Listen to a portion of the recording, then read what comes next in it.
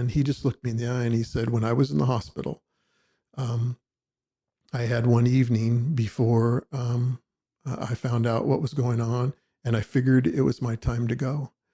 And I woke up in the middle of the night and my whole room was full of light. And I felt like God was saying, it's time to come home, Steve. And he said, I heard an audible voice from God say to me, you need to build that church.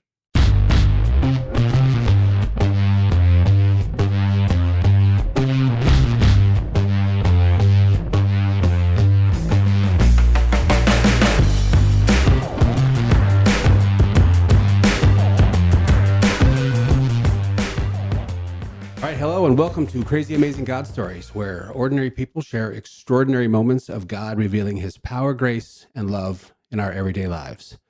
I'm your host, David Ledbetter, and I'm very excited about our guest. I know they say that a lot, but today I'm very excited about our guest. He is a personal friend of mine, and he's probably too humble to say it, so I'm going to give him a little background. He was a executive at a major U.S. corporation that came with everything that comes with that, the big salary, the benefits, the health insurance, the prestige, all the minions working for him. And at the direction of the Lord, he decided to walk away from that and ultimately pastor a church with right around 200 members in Gilbert, Arizona. I don't know many people that can follow the Lord the way he does. He's a very good example. Every week he brings wit, humor, insight, intellect to the Bible. He animates it for everyday use. So just welcome to the program, Pastor Brian Durrett. Brian, thanks, Dave. So glad to have you here, man. So glad to be here. That was very kind of you. I would never introduce myself that way. No, I know you wouldn't. But the full brevity of what you have chosen in your life and what you do for people. Yeah. Full disclosure, I have no idea what you're going to talk about today, but I'm totally open to it. And with full disclosure, Brian baptized me, so he's a very important part of my spiritual walk, and I find him to be very, very integral in a spiritual life. So, amen. So honored to call you friend also, and we get to do life together. You know how I do church. I know I'm the guy up front a lot, but I love just, church is about the day-to-day stuff for me and the relationships. So at the beginning here, why don't you tell me a little bit about Kingdom Church? And yeah, so perfect timing, because last week on November 2nd was our 2-year anniversary. Oh, right on. Yeah, so we had been in ministry for many years at other churches in 2 different locations in California, here in Arizona. We were a campus of a church. And then 2 years ago, God just released us out, and it was time for us to be on our own. And we launched Kingdom Church on November 1st, 2023. Wow. Yeah. And so we're a baby church, when it comes to that. And it comes with all the excitement of being new, and think about growing your kids up in the terrible twos. So we're in the middle of those right now, and all the growing pains that go with being 2 years old. Well, you wouldn't know it. I mean, honestly, you're a very down to earth guy, but at the same time, you're very professional at everything you do. Everything you do, from the church, from the facilities that you manage, to the way it gets managed, to you're on time. Everything you do is professional, but yet you still bring this very down-to-earth, humorous, connectable element to church. And I think that's fantastic for a church, especially because, people get scared when they go to church. They don't want to be singled out, or they don't want to be, embarrassed, or that, they're fragile. And you just bring a really embracing, loving energy to it. So, yeah. Part of my journey was when I was the executive pastor at another church for several years. And there was just a burning inside of me after I'd left corporate America to be a pastor. And probably 3 years in a row, when I sat down to talk about the previous year with my lead pastor, I would share that I feel like it's time for me to kind of be on my own, because I didn't leave corporate America to do spreadsheets and systems and operations. And while it was in my wheelhouse, my heart was to be a day-to-day local pastor. And so that kind of started the journey of the campus, and then ultimately Kingdom Church. And we really strive, because we do it as a team. I don't take a lot of the credit because I couldn't do it alone. I'm thankful for my wife, number one, and then the whole team around me, from Pastor Nick and Claire, Miguel, the whole team. We work together to make things be done with excellence, because our heart is to make sure that when people come in, they don't think like it's a small church because they're treated with excellence, but they're treated like it's coming home. So we try to do both. Yeah, you've obviously attracted a lot of very elite people to serve at the church, because everybody that surrounds that whole church they're just top tier people. They just they nail it on every, and there's a bunch of them. It's not like you got one guy that's pulling it off for you. Yeah. You just have attracted a lot of really elite people who bring their talents to the table, and it really serves. It really shows. It's a blessing, honestly. As a lead pastor, when I became the lead pastor, there's a weightiness that comes with you answer just to God now, and everything kind of can rest on your shoulders. But to have a team like we do definitely makes it happen a lot easier. And I believe that's the design. We all have our giftings and what we're supposed to be doing, but God has surrounded us with some really great people, and we count our blessings every day. So Lindsay and Warner, west corner? Northeast corner. Northeast corner, that's right. Yeah, it was the former Goodwill. It used to be Henry's grocery store if you've lived in the neighborhood. And that's a story in itself and how we ended up there. So very nice. Awesome. All right. Well, I'm excited to get into at least whatever you think you might have ready to go. I can start asking you questions, or if you got something in the can, then I'd love to listen to it. Yeah. Honestly, I was talking to my wife about it, like, hey, what should I share? And I think part of my story that's unique is not just the corporate America thing, because I do believe God is calling men and women out of corporate America and the marketplace, I would call it, into ministry. And so I took a crooked path to get to ministry. I didn't go to Bible college initially. I do have a degree now, and I'm working on a graduate degree, but that wasn't my path. And my callings happened when I was younger. And I used to reflect back, because I got saved when I was 17, didn't grow up in the church. Mom and dad had been divorced, and I'd visited the Catholic Church a few times, but I really had no clue what this whole Jesus thing was. And had a girlfriend that invited me to a youth group, and I went, and I was really confused. And then my current wife, my only wife, and who I met in high school or junior high school, we started dating. She invited me to church, and I found Jesus, and I was 17, and it radically changed me.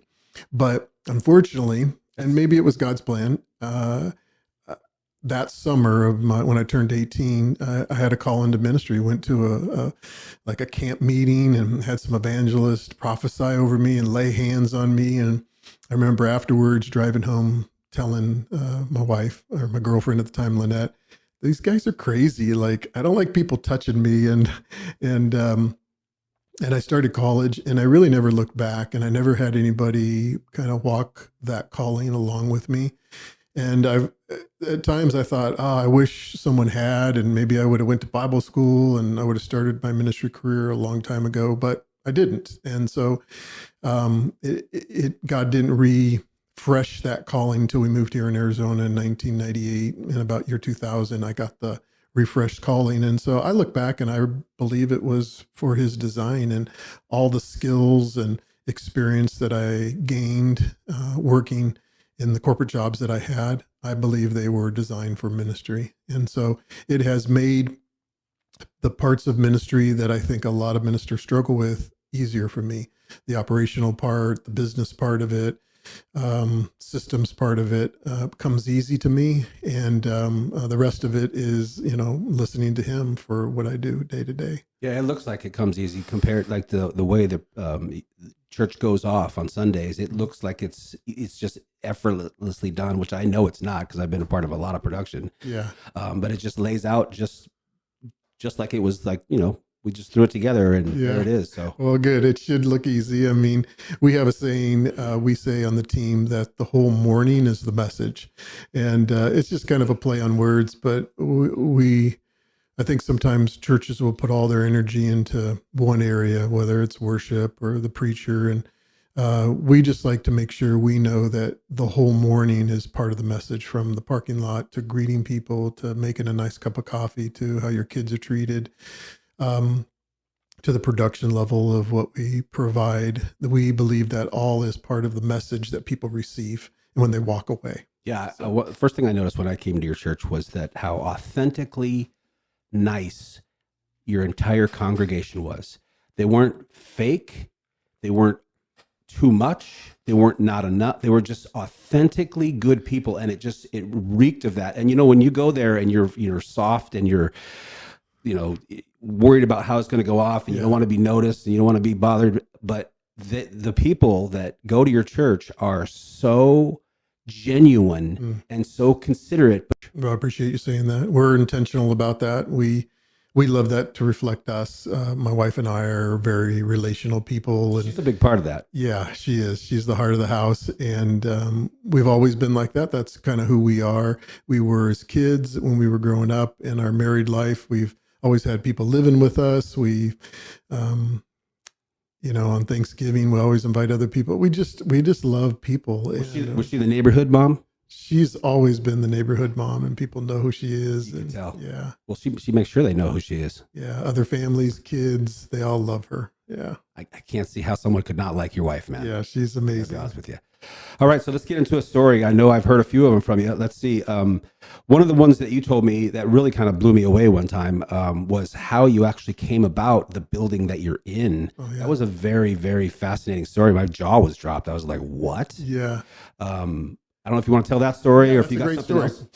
Because it's really God's hand, that where only He can get the credit. And I love those kinds of stories. I know, we're in the middle of this series called 5,000 and talking about the miracle, the bread and the loaves, and those kind of stories. Nobody else can take credit. No one else can say, "Oh, we really stretched those fish and bread and made it feed 5,000 plus people." Only God can get the glory. And that's the way this story is. So 2020, COVID is raging, and we're online for a season. And then the summer of 2020, we come back and start meeting, and we recognize that the world is different. Businesses have been closing and things have been changing in our area. And and I know you've been here a lot of years, the Chandler, Gilbert, this whole East Valley, nothing's really old. I grew up in the San Francisco Bay Area. Everything's old. Yep. There's not like old buildings that have been shuttered or anything like that where a church could go, hey, we could meet there. But we started to see that where businesses were closing during COVID and people were struggling. And we contacted a broker and said, let's just start looking. So we looked at least 6 different locations, and because we were meeting at a junior high out on Recker and Warner, Record Cooley Junior High, Record Junior High, and we started looking at different locations, and we got a bunch of closed doors. And then one Sunday in the fall of 2020. Were people just not open to having a church there? Was that what it was? Yep. No church. We don't want a church, because it was either a business complex or an industrial complex or a retail center. And they were not open to churches. What's the rub with that? I mean, churches on Sunday. So. Yeah, it's actually, they're not supposed to do that, but we didn't want to go somewhere we weren't either. And so I think it's a traffic issue, and they want traffic, and we're heavy traffic on a couple days a week, honestly. So when I look for a retail spot, that's exactly what I look at. I look at the parking lot. Yeah, if the parking lot's not full, then that's not where I want to be. Right. Yeah, if the parking lot's full a couple times a week. Yep, that's gold. So out of the blue, one of our folks that was attending the church stopped by the parking lot at the Goodwill on a Sunday after church with her daughter. They went in and they were shopping, and she overhears, and she was on our lead team. She overhears someone say, well, we'll be closing in a couple weeks and moving.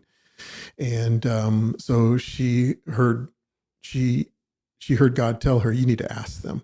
And she called us later on and told us that, she goes, I'm normally not a person that hears from God like that, like a audible word. And she says, I'm going to tell you this too, because I haven't told anybody else this, but when I parked the car that day and I opened the door and I put my foot on the parking lot, I heard God say to me, your church is going to meet here. And I had not even heard that story about it being closed. So she goes in, hears that, and she's like, oh, God's up to something. Talks to the manager, and he says, oh, yeah, we're closing. There was no advertisement. They weren't talking about it being closed, but he says, we're keeping it on the DL.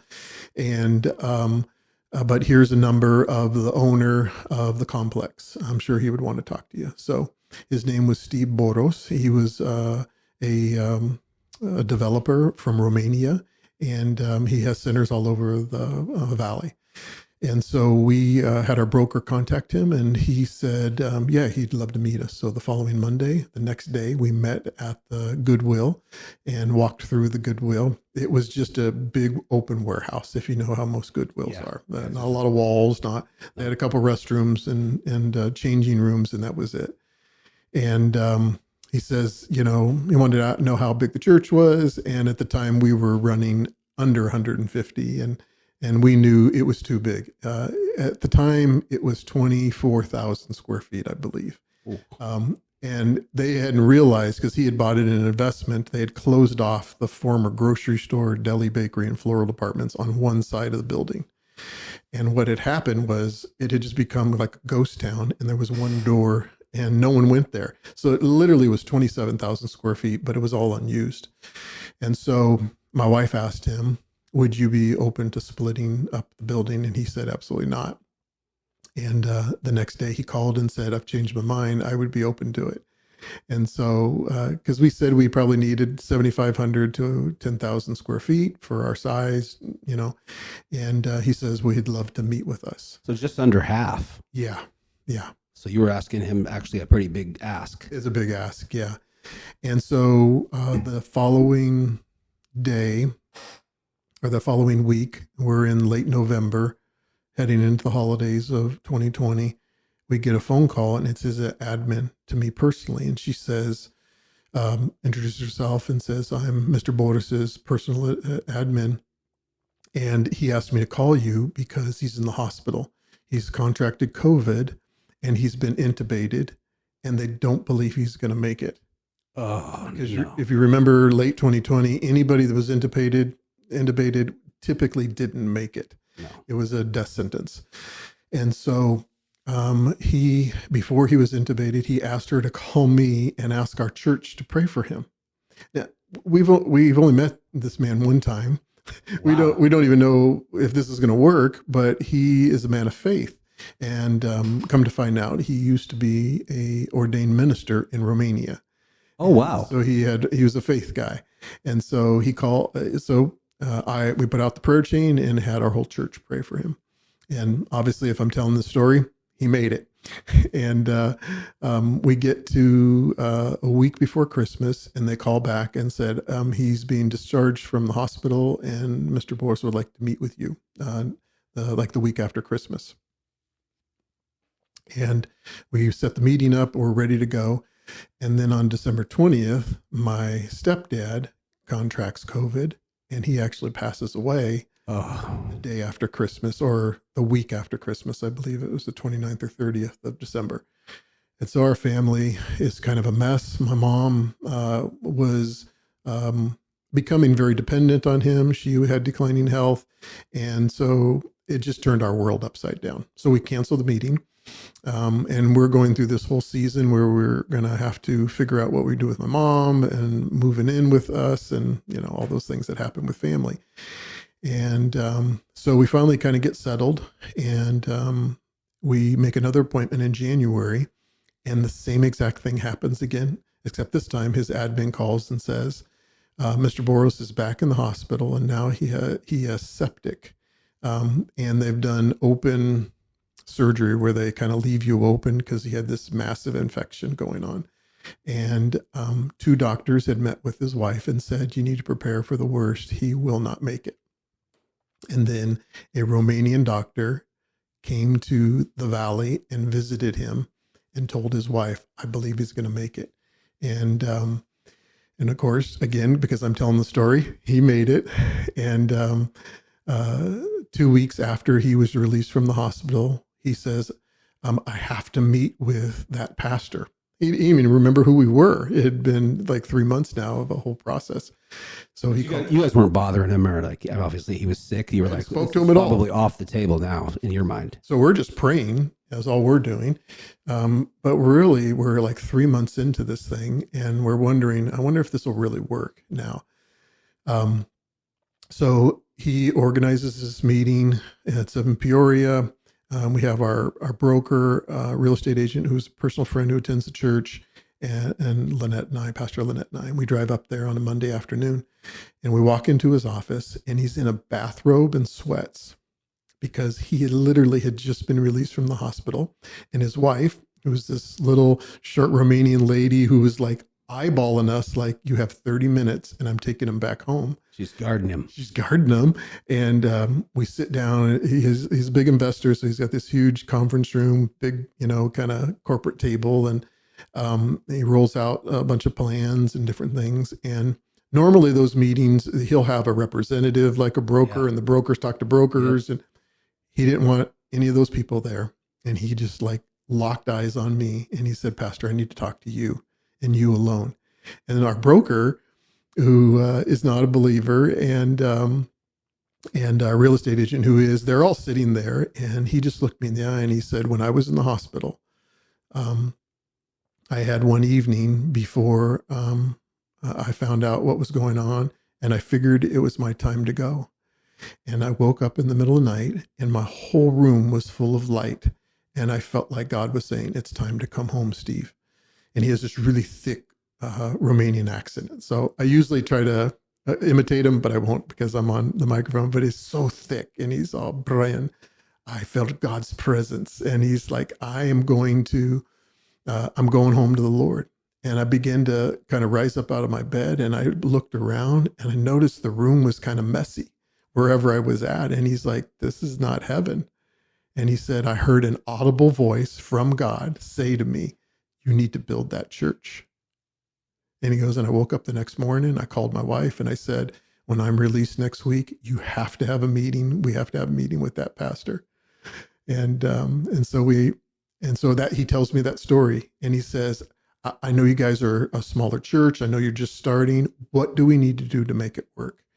So he's all in at this point. He is. And he is making a financial agreement with us that was probably 1/3 of what he could have got for that building, because he knew what we could afford. And our broker told us later on, I've never seen a deal like this ever. Like, they don't do these kinds of things because they're here to make money. And so the rest is history. It took an entire year for them to build it out because of all the trades issues that were going on. So he built it out for you. Yeah, and he wanted to do the build out. He had a Romanian contractor who was a former worship pastor in Romania, and but they literally had 2 employees, and they built out everything that you see at the church today. Wow. But it took them 14 months. So we moved in March of 2022, and so. Wow, what a great story that is. I got chills a couple of times when you were telling about it. He said his whole room just filled with light, huh? Yeah, he when he told me that story, it's like, that's his testimony. And I just remember thinking, all right, Lord, what are you up to here? And everybody in the room is watching him look me in the eye at that moment, and declaring, "This is what I want to do, and I'm going to do it." So that's proof that the church is from God, and I mean, it's a crazy, amazing God story. That is, in fact, a crazy, amazing God story. What God just does, what He does, and when people hear the word of God, it has a certain brevity that you just cannot ignore, huh? Right, yeah. And He's like, "Forget all these brokers. Mm-hmm. We're doing it like this." Yep. Yeah. So it's when faith, gets connected with faith, because he was full of faith. We were full of faith, and we're like, we're going to figure it out. I know that when I found the church, I felt like it was definitely divine. Yeah. It was a very powerful thing for me. So, yeah. I remember your story that, and you literally live almost walking distance to the church, right? And how you walked by during Christmas of, I believe it was 2024. And because God had told you to find a church, and you looked in the doors, and you said, "I feel like maybe this is a place." And then we didn't meet till January later in the month, I believe. Right. No, I came by a couple times and yeah, it was out without a doubt. I looked in there and God said, this is their spot. Yeah. This is it. I found you guys online first. Right. And when I found your, about us, it said straight up, we talk about the Bible. We everything's from the Bible. That's it. We're not going anything, nothing kooky. Yeah. And so I was like, well, it's definitely worth a check out. So I drove by and no one was there. The door was locked. I mean, maybe someone was there, but no one was in the lobby. And I saw the cross back there and the Christmas tree. And I was like, this is the place. And I think probably the first time I met you was when I realized that's the guy that's going to baptize me. I'm pretty sure of it. I love that. Yeah, so it took me a little while to ask, but still. I don't believe in accidents or luck or anything. I believe those are divine appointments, right? Same. I don't say good luck. I say never. Best of skill. Amen. So that's a great story. Yeah. So you got something else for me? The other story Pastor Lynette reminded me of, and it's funny how life happens. I say I'm in my farewell tour of my 50s. You know what that means. Yep. And so, looking back in 2004, we had kind of a crazy, challenging year. At the front end of the year on Valentine's Day, I had a severe gallbladder attack and had my gallbladder removed, had emergency gallbladder surgery. And then later that summer in June and July, I had a very, very close friend from California died in a head-on collision. And then Pastor Lynette's oldest sister passed away. I have not heard this story. Yeah. And so 2004 just felt, like it was stacking up. They were coming at you. Yep. And so as the summer was playing along, August, September, I had been having kind of like a sinus infection, postnasal drip, feeling sick all summer. Figured it was mostly allergies. Again, born and raised in the San Francisco area, but been here for, it'll be 30 years here pretty soon. You finally acclimated, but summer sometimes can mess me up with all the dust or whatever's going on. So I didn't have time to be going to the doctor. I'm one of those guys. And so finally, late September, I finally said, I need to do something. So I called my primary care, did all the things you have to do. No one was available. And so they referred me to like a local branch of our benefits. I think we were with Cigna back in the day. And so I ran over there during lunch and just had a quick appointment. She says, yeah, you got a kind of a sinus infection. So I'm going to give you a antibiotic. And this was a nurse practitioner. It wasn't my regular doctor. It wasn't anybody I'd ever met. I'd never even been in that facility. So again, I believe it was a God moment, because at the end of the appointment, she said to me, she says, hey, I noticed on your neck as I was examining you, how they usually will see if you have swollen glands or whatnot. She says, I noticed you have a lump on your thyroid. And at the time I was 40. I just turned 40. So you were young. I was young.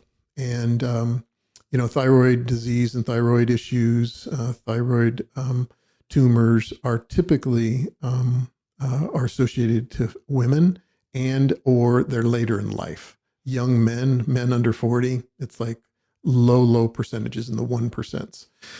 So she asked me, and I said, oh, and I literally could barely feel a little lump on my throat. And she says, I think you should have it checked out. So a couple weeks go by, I go in and have some kind of scan, and they said, oh yeah, there's like a 3 centimeter size little guy sitting on your thyroid. And we think you should have it checked out. And so had another exam and then another test. And then they finally said, we need to do a biopsy. So it's one of these, you lay on the table. So it's getting serious now. Yeah. The needle comes across and go into your neck and, don't flinch. And they take out a piece of it. And Pastor Lynette was reminding me of this appointment just the other day for some other reason. We were at an office over on Kyrene and Dobson, and we sat down with the doctor in a small room, and he says, hey, we got all your test results from all the tests. And he says, you have papillary cancer, and used the C word. And I've never heard that word before. I don't, the family we don't have cancer in our family history. And so I just remember shaking my head thinking, And I got my shirt and tie on. I'm, in my big job, and I'm like, I got to get back to work, and I'm ready to just like, it's something and we'll just take care of it. And he says, yeah, no, you have papillary cancer, and I've already talked with another doctor, and we believe you should have that removed because it could spread to other things and get into your lymph system and endocrine system and all that. So Pastor Lynette said, yeah, and you went back to work and I had to go home because we had met there. So she got in the car and she said she cried, and I went back to work, and I'm like, oh, I'm good. And I remember walking into the senior vice president's office, who was a friend of mine. I was on the executive team with the SVPs, and there was a president for our region. And I said, hey, I got a sec to talk. And I remember sitting down in his big office, and I started telling the story. And when the word cancer came out of my mouth, I just began to cry. Oh man, it hit me hard. And I'm like, I probably need to go home. And it was one of those moments. And so, just fast forward just through a whole season. So I had surgery a couple weeks later, and they a couple weeks, so they rushed it. Yeah. And they initially, when they do that, they kind of fillet you open with I call it the Cuban necktie, probably not appropriate, but it's like ear to ear. And they take half of your thyroid out, and they take that to pathology, they test it. And if they confirmed it was exactly what they thought it was, then they took all of my thyroid out.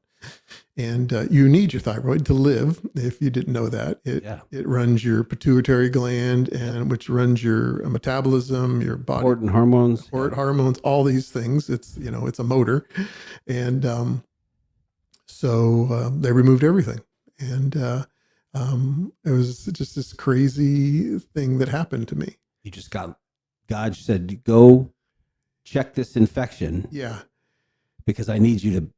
I need this rare, like unnoticeable lump to be noticed. And we were talking about it yesterday, Lynette and I were, and you could say, oh, well, why didn't God heal for you? And we prayed for healing. We prayed that God would heal me and completely remove it. And sometimes, God uses medicine to heal you. And part of the miracle for me was that it was identified when it was insignificant. Right. That's, I never would have, it probably would have been years before I said, man, I got a lump on my neck. Probably would have got way away from you. It's like the joke, I sent you 2 boats in a helicopter. I don't know what to tell you. Yeah, right. That's right. And so, and then a crazy story that to add to that. So, I went through the whole process, and here I am, 2025, 21 years, cancer-free.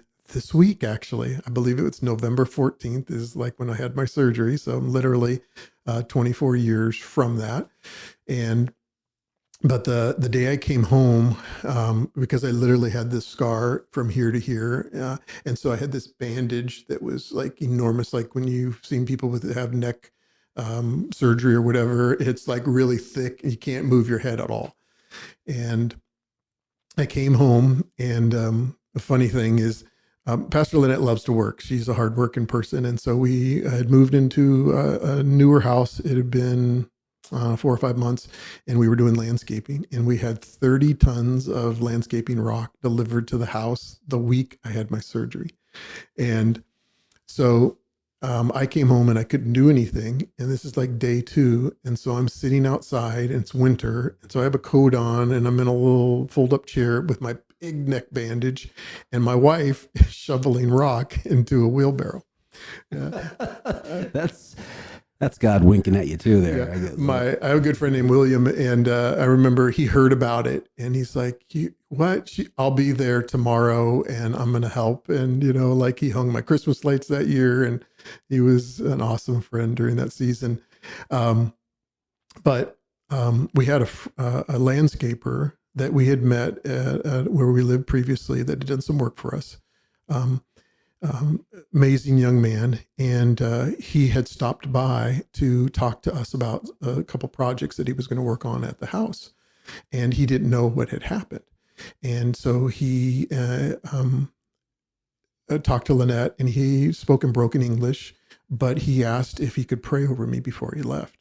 And so he put his hands on my shoulder, and he just began to pray. And he was praying in his broken English. And then just all of a sudden, I believe it was the Holy Spirit just hit him, and he couldn't like do it in his broken English, and he just prayed in Spanish and just was pouring out his heart over me and crying.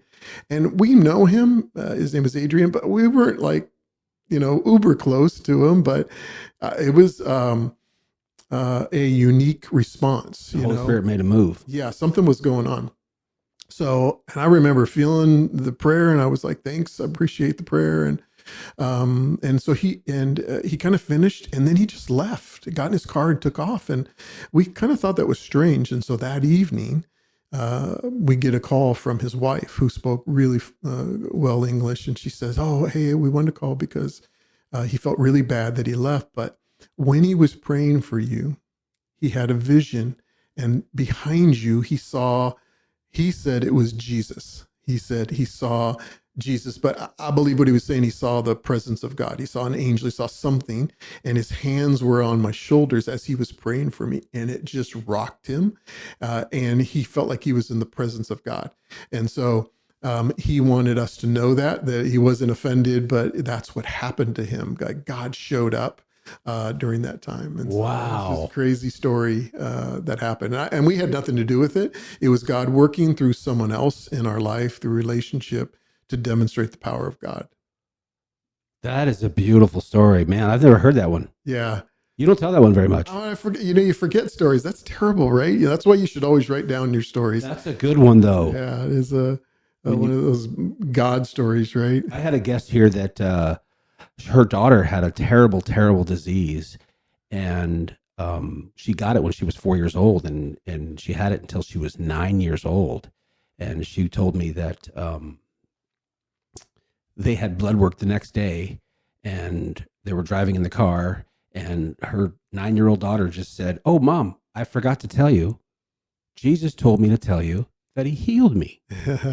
And of course, Mom was like, "Okay, she was a very spiritual woman. She had a very close relationship with God, but still, that just doesn't happen every day. And a 9-year-old that has blood work tomorrow who's tired of getting poked and prodded might, maybe lean in that direction." Sure. And ultimately, the little girl said that when she was in bed, bubbles of light filled her room. And then she went and played with Jesus. Wow. And then came back and said, "Tell your mom, wow, you're healed." Yeah. The girl, she's 16 now, never had a single episode of that sickness or disease. And it's not a disease that gets better. It's a disease that gets worse. It's called pandis, and it's something that takes them over. It's a very, very difficult disease. And Jesus just said, "You know what? You're not going to have this." Right. And she took it. And the little girl she forgot to tell her mom about the bubbles of light in her room. So that would have helped her mom go, "Okay, well, maybe this is real." But yeah, it's like what I said yesterday, that I think it's sad because we have lowered our expectation for seeing God move, seeing miracles happen in our lives. And I believe he is still moving. Things are happening. We had just have lowered our expectations so low when it comes to our faith and believing that he can still do the things that we read in the Bible and the testimonies of things he's done in people's lives that you talk about here. It's still happening. We just have to have the expectation to know God still moves. He's still willing. He's still able. Yes, and tell that story at a party, when you're with people. Look them in the eye and tell them that God moved in my life. Yeah. That's important, that God is given the credit that he deserves in our everyday, in modern everyday life. You're right, like you just said, right out of your mouth. It's not just stories from the Bible. Right. They happen every day. Yeah. And I talk to a lot of people that have had incredible things. And a lot of times what they'll do is I'll give them a link to the podcast and they'll listen to it and they'll go, "Well, my story isn't amazing at all." And they're so wrong, because their story is incredibly amazing. Right. And it happens in so subtle, but it's so huge to the individuals that it happens to. And God is right there in the tiniest things. And it never ceases to amaze me how involved in our lives he is. He's right here, right now, all the time, as is the dark forces. They're here too. That's right. Yeah, it's interesting because we know the Bible tells us story after story. When Jesus was alive, the people would follow him because they would see the signs and wonders. There was an attraction to that, and he was teaching something that was completely different than what they had heard. Yeah. And so those signs and wonders are part of what the church is supposed to be today still. And so people should expect that, and that should be attractional for them. And we need to repeat those stories and tell the testimonies of our life. Yeah, there's a documentary I just started. It's on the Angel Studios. It's called Miracle, and it basically talks about what we're talking about essentially. But it's just very fascinating. I've only watched one episode, but in that episode, this Harvard educated doctor who studies brains, and his wife's got a PhD in theology. He got a tumor in his brain, basically a death sentence. He knew exactly what was going to happen because of what happened to all the people that he studies. Wow. That's what his thing is, and so he knew that God performs miracles. So he went out and sought miracles to people that happened, and he flew all over the world, and all these churches he went to, person after person after person. I'm talking can see. From being totally blind, they can see.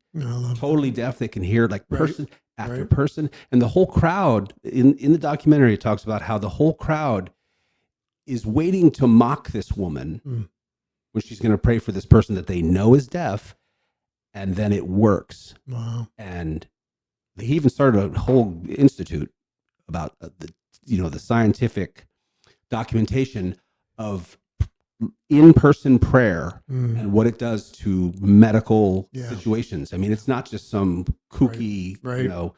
It's a real thing. And these Harvard educated scientists are following it and studying it, and they're documenting it, and they're writing papers. And yeah, that's fantastic. I love that because I feel like science, I believe there was a season when the anti-religious and believers thought science would disprove everything that we read about in the Bible, but the complete opposite has happened. And Absolutely. At every turn, from the creation story to what happens in the womb, all of those things, science has continued to prove that God's word is true, and that miracles happen, and there is something that's going on when we're as we're created. Scientists are accidentally realizing that they are creating proof of God's existence. That's right. Not that there is no God. It's hilarious. And some of them set out to prove that there's no God and then realize, whoa, I might have stumbled on something here. So I've seen a couple of those documentaries as well where all you can say is, that sounds like proof that God exists, not some sort of random sledge that touched some other random sledge or whatever. Right. So that's fantastic. Well, excellent. I knew you had some good stories. I love hearing the one that I knew before, but I'd never heard that other one. That was fantastic. I really appreciate bringing it. I know you got more. Yeah. So maybe I'll have you back. Look forward to coming back. Have you back and hear you again. Great. Maybe Pastor Lynette and I can come together.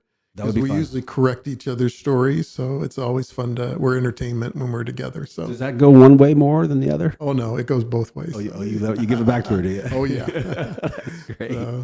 We've done a lot of life together, and she knows me as well as anybody, and she's my best friend. Yeah, you scored when you got her for sure. I did. God was looking out for you. All right. Well, thank you so much for coming, Pastor Brian. It was a pleasure having you. I knew you would deliver, and you did. Yeah. So. My honor to be here. Can I pray over you before we wrap up? Would that be okay? That'd be fantastic. All right. Heavenly Father, God, we just thank you for what you're doing here, not just because of the podcast and the stories that are talking about who you are, but Lord, I just thank you for Dave and his family, Lord, and I just pray a blessing over all that they do, and I pray that each one of these stories, as they're broadcast or committed to different streaming devices, Lord, I pray people would come to know you and ask the questions about where they fall in that, and they would have a revelation of who you are, and they would find a Bible-believing, teaching church in their communities. And we give you all the glory, and we love you, Jesus, and we ask these things in your name. Amen. Amen.